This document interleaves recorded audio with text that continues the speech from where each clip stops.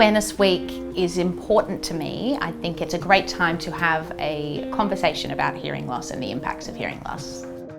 So my own journey with hearing loss was an interesting one. It's hereditary for me. It runs in the family, and I refused to wear hearing aids in secondary school. They were like the big chunky ones, and I absolutely hated them. I used to come home from school and rip them out, and that was it. Just didn't wear hearing aids until probably about my third year of university, when I realised that if I was going to pursue an education degree and work with teenagers, I really did need to get some hearing aids and get my hearing sorted. So I did, and I got hearing aids then, and since then it's been really great, but it's also been a big learning curve for me in terms of I am actually at times in denial about it. There are still times when I just either deny or I get defensive. So I am kind of coming to terms with that a little bit, and I'm getting a bit better, but it is definitely still a journey.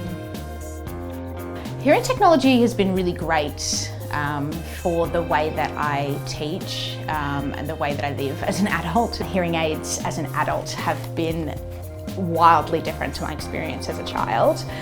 First time I actually got hearing aids as an adult, I went home and was making a salad and cut the cucumber, and I didn't know the cucumbers had noises when you cut them, which was crazy, and it all kind of just progressed from there. So hearing technology has been very, very helpful in that sense. I am very reliant on hearing technology, so I'm hoping that in the future it just continues to get better. So one of the issues I think I find more with school is having so many voices all at once. One of the challenges I find is trying to track where the voice came from, which is quite tricky. And that's where I think I rely a little bit on things like facial cues. So if I've asked a question and I'm waiting for people to respond to me, and maybe there's 4 responses at once, and I've just got to quickly scan the room because I have no idea where that's come from. I don't think that people generally understand the impacts of hearing loss. I think it's not something that's really spoken about. I think there's not enough conversation around it, and as a result, people don't really think about it because it doesn't really affect them. So I do find that hearing awareness and Hearing Awareness Week is a really good point and opportunity to have a conversation around that.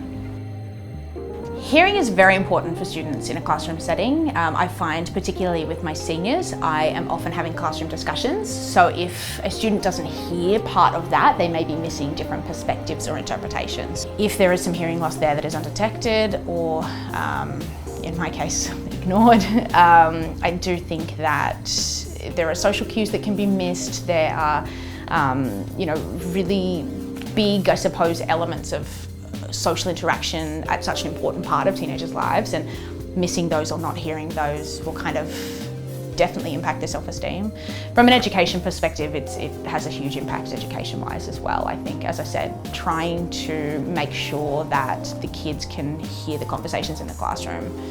I think testing your children for hearing loss is important. I think testing your children regularly for hearing loss is important, particularly for kids at kids' age. You want to catch it before I suppose it potentially gets worse. I think you want to definitely something to look at for teenagers because of how much they don't want to be looked at as different.